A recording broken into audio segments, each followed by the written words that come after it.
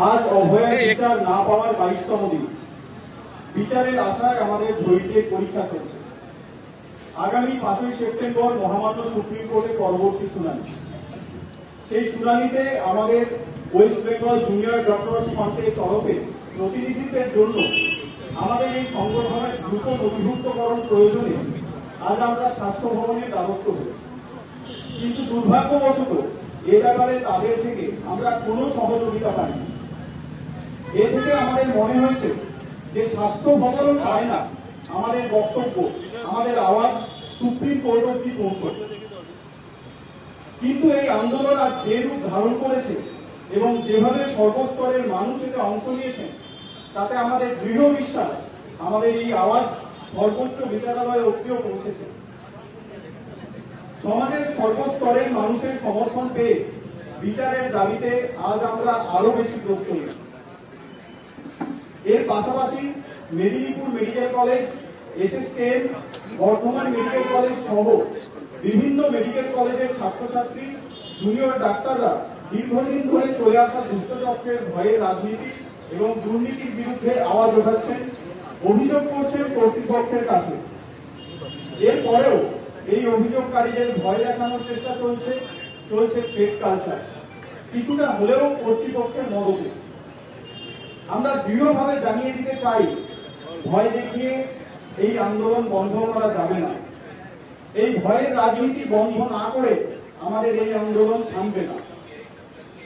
আমাদের নির্দিষ্ট 5 দফা দাবির একটিও পূরণ হয়নি, তাই আমাদের কর্মবিরতি চলছে।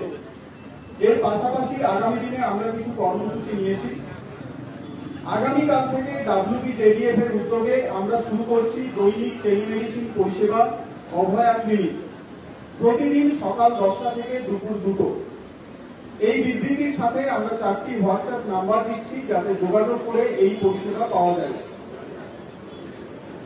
আগামী রবিবার সকাল 10টা থেকে 2টোয় আমরা বিভিন্ন মেডিকেল কলেজ সংলগ্ন এলাকায় কিছু স্বাস্থ্য শিবির অভয়া ক্লিনিক নামে আয়োজন করছি।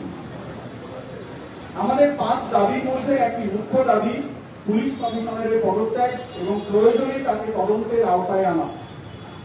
এই দাবিকে সামনে রেখে আগামী 2রা সেপ্টেম্বর সোমবার আমরা ওয়েস্ট বেঙ্গল জুনিয়র ডক্টর ফ্রন্টের তরফ থেকে লালবাজার অভিযানের আহ্বান দিচ্ছি। সর্বস্তরের মানুষের কাছে আমরা আহ্বান করছি আমাদের এই অভিযানে যোগদান করতে।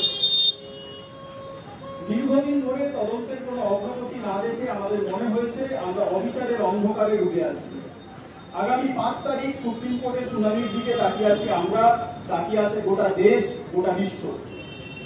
সুবিচারের আশায় আমরা সকল ভারতবাসীকে আহ্বান জানাচ্ছি, আগামী 4 তারিখ আপনারা বেরিয়ে আসুন বিচার পেতে আলোর পথে।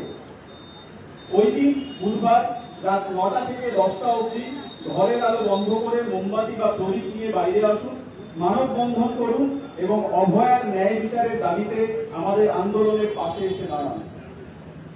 5ই সেপ্টেম্বর শুনানির দিকে নজর থাকবে সবার, কিন্তু বুধবার অভয়ার নজর থাকবে আমার, আপনার, আমাদের সবার দিকে।